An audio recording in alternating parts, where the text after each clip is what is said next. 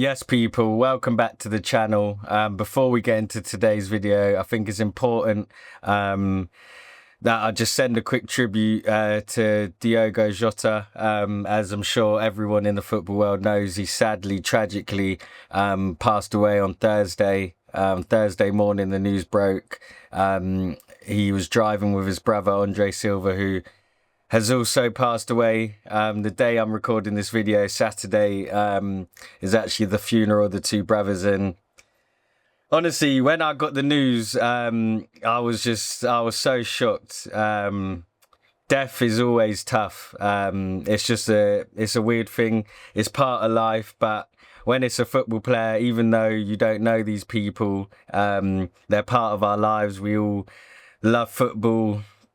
We put our lives into it. We spend so much time talking about it, and it's the players which make the game. They're the most important, the players. And honestly, I actually don't know what to say, to be honest, people. I'm still a bit shocked. It doesn't feel real. I can only just I've been just thinking about his wife, his kids, his mother, who's obviously lost two sons. Liverpool fans, honestly, it's hurt me. I'm struggling with it. I think it's awful. It's really put a stain on the season for me. And I just hope, I know Liverpool fans, but I hope other Premier League clubs and fans really help Liverpool get behind supporting Jota this season, and just, you know, when you go away to Anfield, you'll feel it. Yeah, it's just insane. It's insane. But yeah, all I can say is rest in peace to Diogo Jota, Andre Silva, his brother. My thoughts and prayers with his family. And yeah, Liverpool fans, I feel for you. Football fans, I feel for you. Portuguese fans, it's tough. I struggle with things like this. It's tough. But yeah, Diogo Jota, rest in peace. So this is, it's hard really to get into what I'm about to talk about after what I've just mentioned. It's my first video since Diogo Jota's passing, so I just felt it was right to start with a tribute to Diogo Jota. I couldn't just get into the video, but yeah, let's try anyway. Let's try. David Ornstein and Fabrizio Romano have reported today that Arsenal have agreed personal terms with Chelsea winger Noni Madueke. Obviously, we're all familiar with Noni Madueke. He's a Chelsea winger, predominantly plays off that right-hand side, can operate off the left. Chelsea signed him from PSV in January 2023 for a fee of around £30 million. His first goal for Chelsea was actually against Arsenal in the defeat where we beat them 3-1 at the Emirates Stadium. So yeah, he's been in the Premier League for about two and a half years now. However, this is not a signing that I'm a fan of. It's not a signing I want. It's not because I think Madueke's a bad player. I actually spoke about this signing last week on the Chronicles of a Gooner with Harry Simeon. Shouts out Harry. And I basically just explained why. And I just don't think he's the sort of player we should be looking at. I don't think he's better than Gabriel Martinelli, who we'll mention later on in this video. I don't think he's as effective as Trossard, although I probably would pick Madueke over Trossard. But then when we start talking about the figures and we delve deeper into this deal, that's when I almost lean towards keeping Trossard and giving him a new contract rather than signing Noni Madueke. And there's a few reasons. I'm going to start with his manager, his current manager. I actually remember this happening. It was earlier in the season, I think around January, maybe December. Enzo Maresca came out in a press conference. Noni Madueke hadn't started a series of games for Chelsea after he'd started the season pretty much as a first team regular. And Enzo Maresca came out in his press conference and said, Noni Madueke needs to work harder. It's sort of suggesting that the reason he's not playing is he's not been satisfied with his training. We all know Enzo Maresca is quite bullish with his words. He doesn't pull any punches. You will remember when we signed Raheem Sterling on loan, Enzo Maresca famously basically announced a bomb squad of players that aren't going to play for Chelsea and they need to find a new club because they're just not in the club's plans. Enzo Maresca is very cutthroat. And to be fair to Noni Madueke, he's earned his place right back in the team. There's a lot of competition at Chelsea. They have Pedro Neto, Cole Palmer. They did have Mykhailo Mudryk, who is still dealing with that ongoing case. So yeah, and it's a stat squad. Chelsea have just completed the signing signing of Jamie Bino-Gittins, who Arsenal were reportedly interested in at the start of the window. They've also just signed Brighton's João Pedro for about £55 million. So I understand why Chelsea might be looking to offload someone like Noni Madueke, of course, Brazilian wonder kid who scored against Chelsea last night for Palmeiras. He will join the club following the Club World Cup, and he is obviously only 18 years old, touted as the new Neymar, the Brazilian Messi. So yeah, they're clearly looking to make way. Noni Madueke hasn't asked to leave Chelsea. I just want to make that clear. He hasn't pushed to leave Chelsea. However, Arsenal have, according to David Ornstein, who's very reliable, and Fabrizio Romano, Arsenal have agreed personal terms with Noni Madueke. Now, once you agree personal terms, the transfer becomes a lot easier. And if Chelsea are open to selling him, which I believe they are, you don't make those signings and keep everyone. It just doesn't happen. You make those signings because you believe they'll help the team more. It's the exact reason why Arsenal have been looking at a striker, have been looking at wingers, because we want to improve the squad. So Noni Madueke is definitely up for sale, even if Chelsea haven't said it. Now, if you've been watching my videos, you know I like stats. And stats aren't everything. I want to emphasise that. Stats don't show everything. There's a lot of players over history, some of the best players to ever play football, that don't have the greatest stats. The first name that comes to my mind is Didier Drogba. A lot of young people who didn't grow up watching Didier Drogba are a bit unimpressed by his numbers, but I can tell you what a player he was. He hurt me a lot growing up. But in this modern world of football where stats are ever important, I just want to take a quick look at Noni Madueke's stats. Now, he's played for PSV and Chelsea in his senior career. Overall for PSV, he played 80 times, getting 11 goals and 12 assists across all competitions. And for Chelsea, he's played 91 times with 20 goals and 9 assists. Now, it's not bad. It's about a goal or an assist every 3 games for both clubs. But that's also sort of the problem for me. I don't believe Noni Madueke at 23 years old, who's just sort of started to enter the England squad under Thomas Tuchel. I don't think he wants to join Arsenal as a backup. And this is my main concern, is that, are we going to sign Noni Madueke instead of Rodyrgo or a left winger? Let's just say Rafael Leao or Morgan Rogers, for example. That is where my concern sits, is that if Trossard is the one to leave, I'm open to it. But if we sell Martinelli, keep Trossard, sign Madueke, and don't sign a Rodyrgo, a Leao, a Morgan Rogers, someone on that left wing that I believe raises the squad's level. If we're going into the season with, let's say, Saka and Nwaneri as right wing option, Madueke and Trossard / Martinelli as left wing, that doesn't work for me. It can't happen, actually. I can't mentally deal with that. And here's a few reasons why. Let's start with the fact that he's a Chelsea player. Now, in the past few years, let's say 6-7 seasons, pretty much since Arsene Wenger left, who of course did sign the likes of William Gallas, Petr Cech, even Lassana Diarra from Chelsea. But since Arsene Wenger's left, we've signed David Luiz from Chelsea, Jorginho, Willian, who was a free transfer, so it's a little bit different, Kai Havertz, Raheem Sterling, and of course we've just signed Kepa Arrizabalaga from Chelsea, which for me is actually a good deal on paper, as he's a backup, £5 million, Premier League proven. You can't really complain. However, David Luiz, that hurt me. We was in a different time back then, and David Luiz wasn't actually a terrible player. I think he was actually relatively helpful, but once again, we were taking Chelsea scraps. Willian, Chelsea had let go on a free transfer. We bought him in. Again, a different time. Arteta thought he would bring experience, but it didn't work. Kai Havertz splits the fan base. I'm personally not mad at Kai Havertz. Part of me really likes Havertz. There's something about him I like. He's effective. I think he's very committed. He doesn't ever, pull out of challenges. He's full throttle, Kai Havertz, and he's always there. He's very committed, and he does contribute effectively to the team in terms of goals and assists. So even though Kai Havertz gets a lot of flack, I'm not mad at him. However, we did buy someone off Chelsea when they didn't want him. So essentially helping them get rid of the players they don't want. Raheem Sterling, now you look at it and it's an awful signing. At the time, it felt like it could work. Like, he had enough to just support the wings. But as we saw, Raheem Sterling, he's just not really got it left at the top level, which is a shame because he's been a top player, a very top Premier League player. I think he's actually quite underrated and disrespected by fans. But once again, the look of it, of us signing Raheem Sterling on loan, we didn't even pay all his wages, which just shows it's such a a weird signing, like we're helping Chelsea. I don't know. It just doesn't make sense to me. And now Noni Madueke, I just don't get it. I honestly, I'm struggling to get my head around why we're signing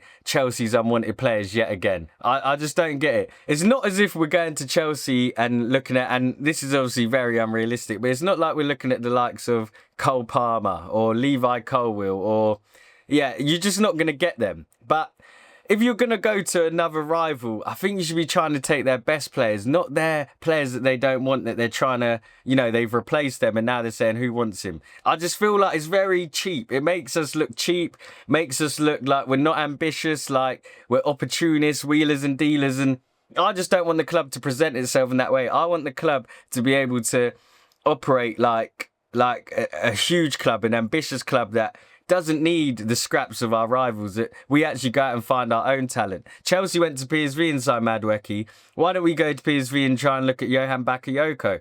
It just doesn't make sense to me. Also, the other sinister thing with this, in the sense that it feels like we're helping a rival, is Chelsea have interest in West Ham's Mohamed Kudus, who reportedly is available for 60 to 65 million pounds. West Ham have accepted they're not going to get the release clause that they have in the contract, but they need to get rid of him to help fund the squad. They obviously had a bit of a disappointing season last season. But why should we help fund Chelsea sign Mohamed Kudus? Why are we not trying to sign Mohamed Kudus? Because essentially, that's what it is. It's essentially, we bid or buy Noni Madueke for a reported 45 to 55 million pounds, which for me is insane. You're actually helping Chelsea profit. Not only are you getting rid of their scraps, you're giving them a profit of around 15 to 25 million pounds. So you're helping them operate further, who they're also in the Club World Cups. They're already picking up extra money from that tournament. I just don't get why we would help them. And then if they go on to sign Mohamed Kudus, after already signing Jamie Bino Gittins, João Pedro, you're just helping a club that you're competing with stack up players. Honestly, it's sending me insane, actually. We'll get there. Let me brief. Okay. Mohamed Kudus, I'm not actually his biggest fan. I'm not Mohamed Kudus' biggest fan, but I would rather him than Noni Madueke. I believe Kudus can play off the right, he can play off the left, and he can play down the middle. A lot more versatile, and he's not a rival scrap. West Ham are a London rival, but they're not a competition rival where, and all due respect to West Ham, I know they're a bit sorry because we signed Declan Rice, but we don't compete with West Ham. That's just the facts. But we do compete with Chelsea. Every season, that rivalry is a lot more heated than West Ham and Chelsea. The other issue I have, now I mentioned Rodyrgo earlier. There is a Twitter page called Hand of Arsenal. Nobody knows who this person is, but they often tweet exclusive news that is then confirmed by the likes of David Ornstein, Sammy McBell, Fabrizio Romano, Ben Jacobs, reliable journalists who work among clubs during the transfer window to break news. David Ornstein is very famous, and of course Fabrizio Romano. Hand of Arsenal has tweeted today that intermediaries involved in the Rodyrgo transfer and who are working with Saudi Arabian clubs who have an interest in Real Madrid's winger, that Rodyrgo is prioritising a move to the Premier League and Arsenal specifically. If Arsenal are willing to strike a deal with Real Madrid, Rodrygo's open to joining Arsenal. That's what Hand of Arsenal's reported. Now, I know my club. If they go ahead and sign Eberechi Eze, Rodyrgo and Noni Madueke, the Madueke signing I can deal with. I can accept. That's when I hold my hands up. Oh, sorry. And Victor Gyökeres. If they sign Eze, Rodyrgo and Gyökeres and then Madueke, I'll forgive you. All right. However, I know my club. I've supported my club for now, let's say 25 years. I won't say my age, but let's just say 25 years. I don't trust them to do that. I don't trust that Arsenal are going to sign those four players. Those four, Rodrygo's reported to be, let's say 77, 75 million pounds. Let's say 75. It's saying Victor Gyökeres will be about 70 million. So that's already 145 million. Eberechi Eze is looking about 65. You're already at 210 million. Chuck in Noni Madueke. Quick maths, you're about 250, 260 million. That's not including Christian Norgard, Martin Zubimendi and Mascara, who were reportedly close to signing. Now, do I think the club are going to outlay over £300 million this summer? No. Do they need to? Yes. So this is the issue. There's a lack of trust amongst the fan base that we will actually sign Madueke and Rodyrgo and Eze and Gyökeres. It's likely to be 3 of those 4. I think the strikers guarantees I think Victor Gyökeres will join. It's looking like Arsenal and Leipzig. The talks over Benjamin Sesko just look like they've broken down. Leipzig aren't willing to budge on their valuation, and Benjamin Sesko, it looks like he's not pushing for the move, whereas Victor Gyökeres is really pushed for it. So that's looking like it's going to come, which I'm delighted by. Eberechi Eze, that's looking very, very positive. I'll be so happy if we sign Eberechi Eze. I think a lot of people have seen it over the past week. He was released by Arsenal as a schoolboy, I think around the age of 13 or 14. He's gone on to do what he's done. He actually played on loan at my local team, Wycombe Wanderers, where I believe he scored his first 2 professional goals. Great goals, left foot, weak foot, outside the box. He's come on leaps and bounds at England regular now. I think Eberechi Eze is a great signing. Rodyrgo, Champions League winner, multiple league winner with Real Madrid, speaks for itself. And then you've got Noni Madueke. And that's okay. However, is it okay? Because reports have come out today. Now, this is probably a bit of agent talk and maybe putting pressure on Arsenal. We've seen it with Ethan Nwaneri before. He actually signed his contract, I believe, the same week that his youth contract expired. He's just turned 18. You can't give players more than 2 years before the age of 18. So his contract expires at the end of next season. So he's got a year left, essentially. Ethan Nwaneri has come out today on Fabrizio Romano's account that Chelsea are interested. I mean, it's sort of stating the obvious. I think every club in the world would be interested in Ethan Nwaneri if he becomes available on a free transfer. He's that good of a talent. And we need him. And my worry is this. If Arsenal do what I think other Arsenal fans want them to do, which is sign Rodyrgo, Gyökeres and Eze, and then you chuck in Madueke, which the club seems to want. Let's say we sign those 4 players. Where does Ethan Nwaneri sit in that? You then looking at if Martinelli or Trossard go, okay, but does Madueke want to play on the left wing? If Rodrygo's there, we have Rodyrgo and Martinelli or Trossard.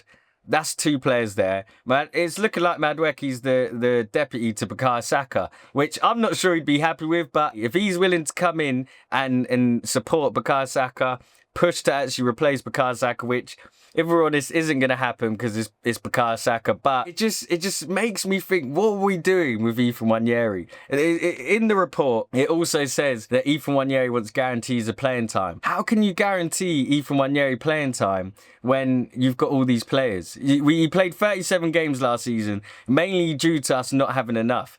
I actually think we're in a position where we only need to sell one of our forwards, i.e. it's not going to be Gabriel Jesus because of his injury, so it's either Martinelli or Trossard. You sell one of those 2, you bring in Rodyrgo, bring in Eze, bring in Gyökeres for the 9, and the squad's looking nice. You're happy with that. I know people have spoken about Ethan Nwaneri playing centrally, coming in for Martin Odegaard, which I think he still could do. But when you have an Eze, Marino, Odegaard and Nwaneri, then you can sort of bed him in a bit easier and he can learn off the likes of Eze and Odegaard. And Eze's 27, Marino's 28, I believe Odegaard's 26. So Ethan Nwaneri's only 18. I do think some patience and calm really needs to be there with Ethan Nwaneri. He was at the England under-21s under Lee Carsley where they actually won it. And he didn't start every game there. So for me, there is a balance here. As much as Nwaneri needs playing time and guarantees, I don't think we can promise him the world. But I do think, what does Ethan Nwaneri think when he sees Arsenal looking to sign Noni Madueke and Rodyrgo and Eze? I don't know, maybe we're looking into it too much. Maybe there's still space for him, but that would be my concern on that. Another thing that is affecting this Madueke deal is there's been reports that Al Nassr, the club Cristiano Ronaldo plays for, are reportedly interested in signing Martinelli for £73 million.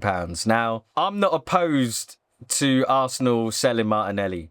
I'd rather it was Trossard. However, if Martinelli's the one and we sign Rodyrgo, you can stomach it. You can hold your hands up and say, look, I love Gabby, I do, but you have to move on sometimes. That's just football and that's just life. But Martinelli's worth at least to a Saudi Arabian club, because the same way big clubs get taxed by smaller clubs, you sort of need a Saudi Arabian tax just because of some of the sums they've paid. I'd want at least 80 million. Now, I know it's only about 5 to £7 million more, but it's the principle. I'd want at least 80. Truly, I'd want £100 million for Gabriel Martinelli. People might think that's insane, but Martinelli's only 23. He's played way over 100 games for Arsenal. Very experienced player. And he's actually a very good player. I know he didn't have the greatest of seasons last year, but why are we selling Gabriel Martinelli for Noni Madueke? That does not make any sense at all. I'm sorry. It doesn't make sense, all right? That's my opinion, but it doesn't make sense, okay? Sell Martinelli for 75, and you buy Madueke for 50 million. You've got 25 million left over. Okay, I get it, but then we need to see Rodyrgo at that point. Then you have to sign Rodyrgo. You can't... Madueke cannot replace Martinelli. I'm sorry. That can't happen. If that is the case...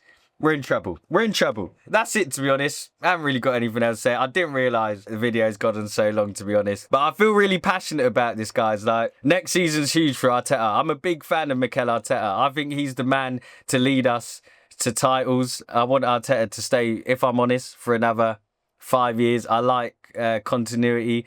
I think football clubs do better when you have people there for a long time. You build up a bit of a family feel. You've seen it with Man City, you've seen it with Liverpool. Arne Slot's walked in and felt the benefit of Liverpool's squad. They've been together for a long time. I'm not in a rush to get rid of Arteta, but when he does, when he's supportive of signings like this, it makes me worry. It makes me lose a bit of trust in the club. And do they really...